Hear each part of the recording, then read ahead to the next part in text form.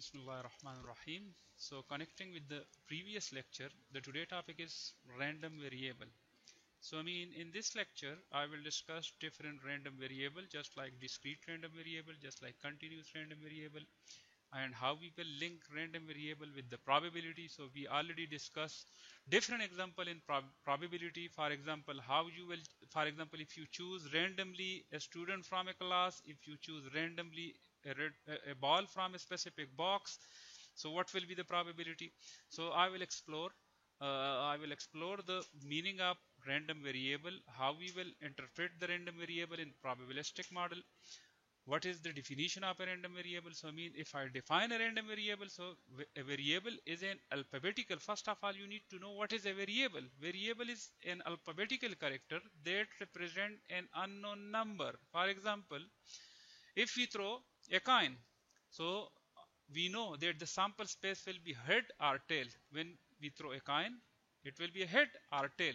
So let's suppose x, as I define random a variable, that a variable is an alphabetical character that represent an unknown number. So let x represent the number of head when you throw a coin. So we know there will be only one head, or there will be no head. When there is no head, then definitely it will be a tail. So x will be equal to, for example, if we throw a coin, then sample space will be head or tail. If x is a random variable which represent head, then x will be equal to 0 or 1. 0 mean when it is tail, 1 mean when it is head. So at this way we will define random variable. A random variable is a real valued function for which the domain is a sample space. For which the domain is a sample space. Another definition of a random variable: x maps each outcome s in sample space s to a real number xs, or a random variable is a variable which takes on a value based on the outcome of a random phenomenon or experiment. We usually denote random variable by capital. So I already discussed a simple example. When it map, when the variable map each outcome s in sample space. So this is my sample space and x is my head variable. So now this 0 and 1 map this with each element of the sample space. There is another definition of random variable. A random variable is a numerical function defined on a sample space S where probabilities have been assigned to events. So for example, what will be the probability if x represent the number of head? So means 0 or 1. So what will be the probability of x? What will be the probability of 0? 1 by 2, because when it is not head, it will be a tail. If it is not head, so the tail probability is 1 by 2. Okay. If it is not tail, it will be a head. What will be the probability of a head? 1 by 2. So a random variable is a numerical function defined on sample space S where probabilities have been assigned to event. So there is another example. For example, if we throw a die, okay, if we throw a die, so it will be a 1, it will be a 2, it will be a 3, 4, 5, 6. Okay. So we can also generate probabilities. What will be the probability of getting a 1? It will be 1 by 6. What will be the probability of getting a 2? It will be 1 by 6. Similarly, we can extract probabilities for these random variables. Example, there is another example: toss two fair coins. So when you toss one coin, what will be the sample space? What will be the sample space? If one coin, sample space will be head or tail. If two coins are thrown, then we know that on one coin the possible outcome will be 2, head or tail. When it is 2, then it will be 4, and the sample space will be head tail, tail head, tail tail, or head head. So this will be our sample space. Now they already define a random variable. So I mean I already define a variable as an alphabetical character that represent an unknown number. But they already mention this unknown number. Let x be the number of heads on the two tosses. When you toss two coin, what will be the random variable? Let x be the number of head on the two tosses. Then x is a random variable. Its possible values are 0, 1, 2. So how?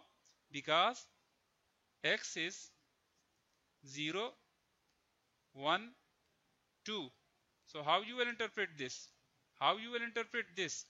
When it is 0, when it is 0, it's mean there is no head, all are tail.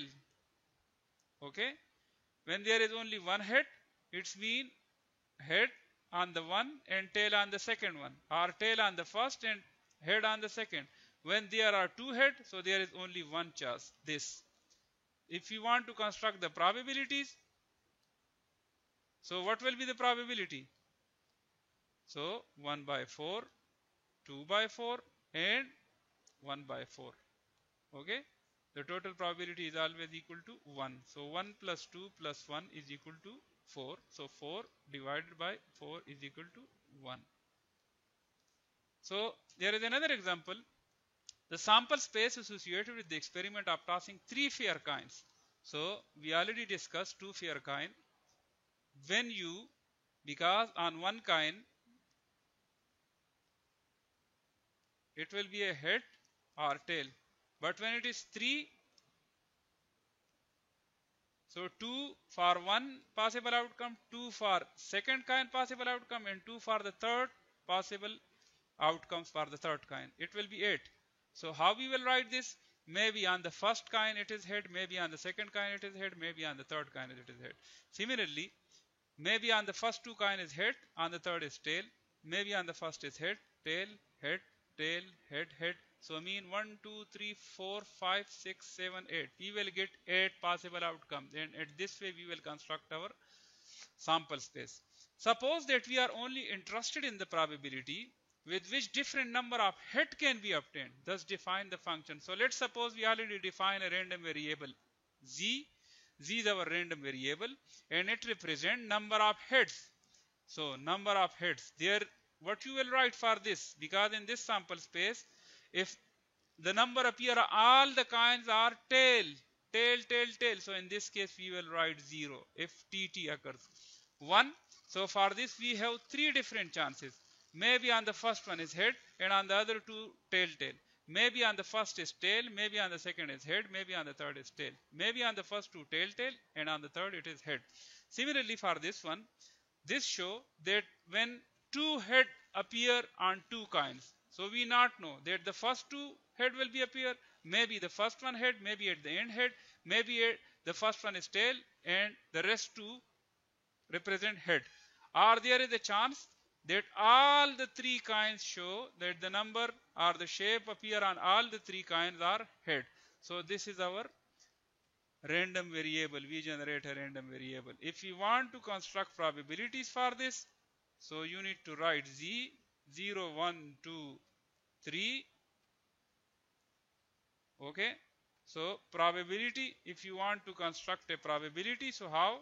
Because how many possible? 1, 2, 3, 4, 5, 6, 7, 8. The total number are 8. What is the chance that there will be no head? So there is only one chance. If all the number appear on the coin are tail. So we will write for this 1 by 8. Okay, for 1 when there is only one head appear, 1, 2, 3. So for this, for 1 we will write 3 by 8. Okay, for 2 when there are 2 heads appear. So this one or this one or this one. Still we have 3.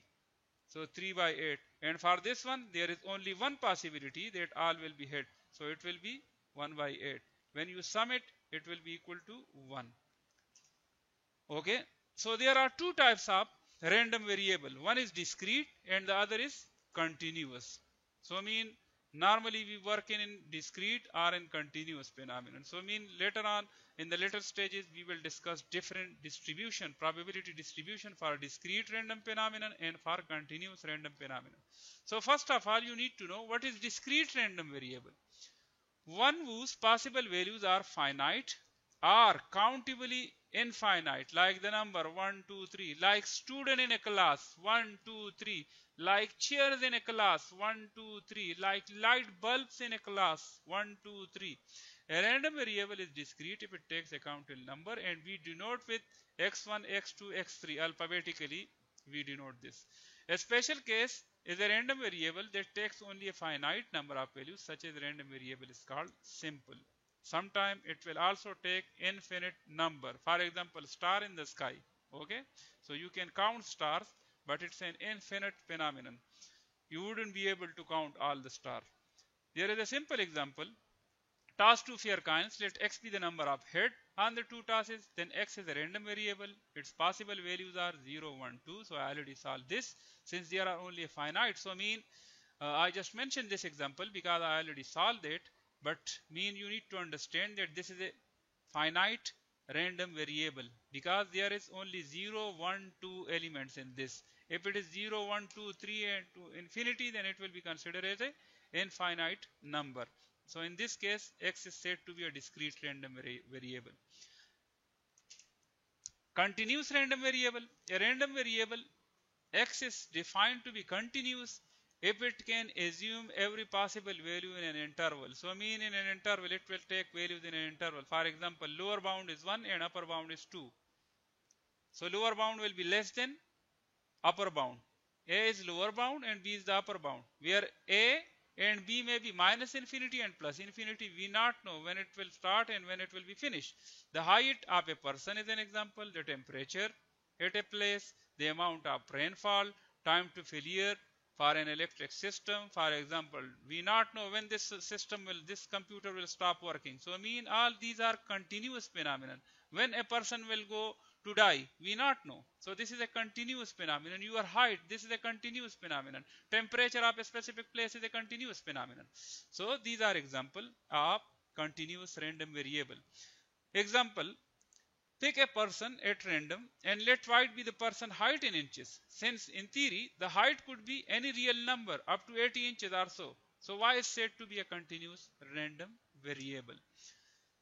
Now I already discussed the definition and I already mentioned different example of a random variable, how you will construct random variable, how you will construct probability of a random variable. So in order to further interpret the meaning of random variable in the probability theory, we will start discussing some probability distribution for discrete random variable. When we finish this, then we will start continuous probability distribution for continuous random variable. So the set of order pairs x, f of x is a probability function, probability mass function, probability distribution. So this is called probability mass function or probability distribution. So you not need to be confused with these two words. Sometimes it is called probability function, probability mass function, or probability distribution of the discrete random variable if for each possible outcome x. So for example, if you throw a coin, if you throw a die, so what will be the sample space? If you throw a die, sample space will be 1, 2, 3, 4, 5 and 6. So what will be the probability of getting, for example, if you want to calculate each element probability. So probability of 1, if you throw a die, and what will be the probability of 1? It will be 1 by 6. Probability of 2, 1 by 6, 1 by 6, 1 by 6, 1 by 6 and 1 by 6. So mean this is a random variable. These are the random variable in a sample space and these are their respective probabilities. So you need to check for a probability function that all these laws fulfill. So this shows the probability. So we know that probability is equal to 0 and it is greater than 1. And we also know that the sum of all probability is equal to 1. So how it will be equal to 1? 1 by 6 plus 1 by 6 plus 1 by 6 plus 1 by 6 plus 1 by 6 plus 1 by 6 is equal to 1. And all these probabilities are greater than 0, greater than 0. All these probabilities are greater than 0. And probability of x is equal to 2 will be equal to, so x is equal to 2 will be 1 by 6. Okay, so with this way we can interpret probability distribution function. So a shipment of 8 similar computers to a retail outlet contain 3 that are defective. If a school make a random purchase of 2 of these computers, find the probability distribution for the number of defective. So first of all, how many effective? Defective 3. Effective are 5 and total computer are 8.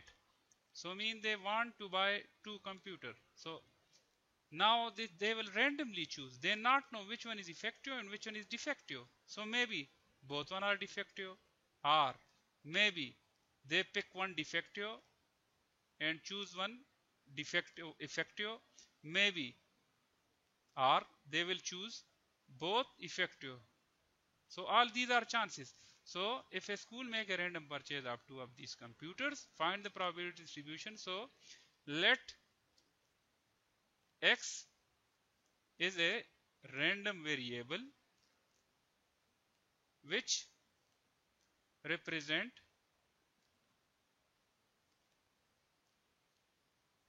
the purchased computer. So in this case, x will be 0, 1, 2.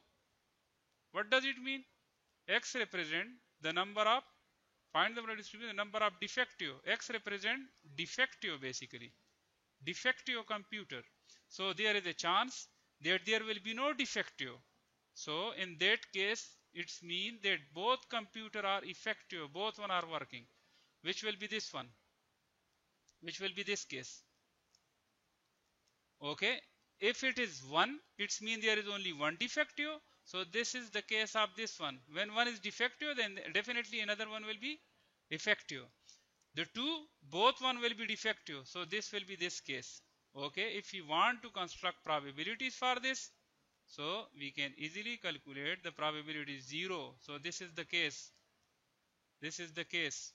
That means 0 are defective. So how you will calculate the probability? You can easily calculate the probability. Okay. Similarly for this one, you can easily calculate the probability. Okay. Now the cumulative distribution function. The cumulative distribution function show basically is a function for random variable which we denote with fx, which we define like f of x is equal to p probability of capital X less than or equal to x. Now this capital X represent the specific random variable and this small x represent element in sample space. So the function f of x gives the probability of the event that x take a value less than or equal to a specific value x. F of x is a non-decreasing function. So I will show you why f of x is not a decreasing function. So I mean it will be behaving like when you go through stairs. It will be going up. If a grade on a quiz is less than 50%, for example, 5 question out of 10, that is considered a fail quiz. Mean if some specific student grade are less than 50%, then it will be considered as a fail quiz. So how we will write this? Probability of fail quiz when x is less than or equal to 4. Okay, or when it is equal to 4, so a student will be considered as a fail if she get 40, or if she get less than 50 marks. So mean probability of 0, probability of 1 plus probability of 2 plus probability of 3 plus probability of 4. So 5 will not be included because they mention when the marks, when the grade is less than 50%. So this sign, this is known as a cumulative probability distribution, and mathematically we denote with probability of x is less than or equal to x. For example, when we throw a die, so maybe the number appear on a die will be 1, maybe the number appear on a die will be 2, 3, 4, 5, 6, and their respective chances. So let me solve this at this point. X, when we throw a die, okay, 1, 2, 3, 4, 5, and 6. probability of getting a 1, 1 by 6, 2, 1 by 6, 1 by 6, 1 by 6, 1 by 6, and 1 by 6. So how to construct a cumulative distribution function for this? We will write this. We can write it x less than equal to a. So 1 by 6, then 1 by 6 plus 1 by 6, 2 by 6, 2 by 6 plus 1 by 6, 3 by 6, 3 by 6, 1 by 4 by 6, 5 by 6, and 6 by 6. So the end term will be equal to 1. So you can construct a cumulative distribution function like this. What is the probability? So you not need to calculate all these probabilities. If you know the concept of cumulative distribution function, you can easily. What is the probability that you roll a 3 or less?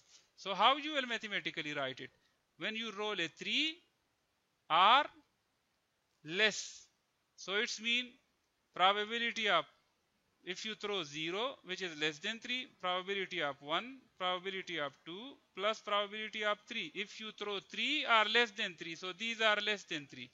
Okay, in this case this will not, because we throw a coin, there will be no zero number. So 1, 2, 3. So instead of calculating all these probability, 1 by 6 plus 1 by 6 plus 1 by 6 is equal to 3 by 6.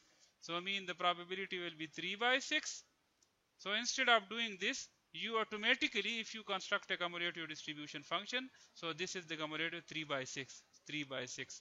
And I already mentioned that it will be f of x is not decreasing function. So f of x is not decreasing function. It's going up. It's going up. Just like you going on stairs. Okay? What is the probability that you roll a 5 or higher? So when you roll a 5 or higher, so you can write it probability x is greater than or equal to 5. So it will be 5 plus 6. So it will be 1 by 6 plus 1 by 6, which will be equal to 2 by 6, which is 1 by 3. Or you can also write is 1 minus probability of x is less than equal to 4. So probability of x is less than equal to 4 is 4 by 6. So 1 minus 4 by 6 will be equal to 1 by 3. So both the methods are correct. Probability mass function and cumulative distribution for 3 kinds task. So when you task 3 kinds, what will be the sample space? 2 into 2 into 2. So mean 8. 8 element will be in the sample space. This. So when you count it, it will be 8. Let x be the number of head when you task 3 kinds in 3 tries. Okay? So px is equal to 0, x is equal to 1, x is equal to 2, x is the random variable x number of head tasks in 3 tries. Its probability distribution and cumulative distribution function will be how you will construct. This will be the, there is a chance that you will get all 3 tail. So what will be the probability? 1. There is a chance that you will get 2 tail and 1 head, 1 by 8. Similarly for this, so at this way you will construct 1 by 8, 1 by 8 plus 3 by 8, 4 by 8, 4 by 8 plus 3 by 8, 7 by 8, 7 by 8 plus 1 by 8 will be equal to, when you construct it in Excel or Minitab, the behavior of the data will be, when you analyze the data, it will be a non-decreasing function, cumulative distribution function, it will be an increasing function.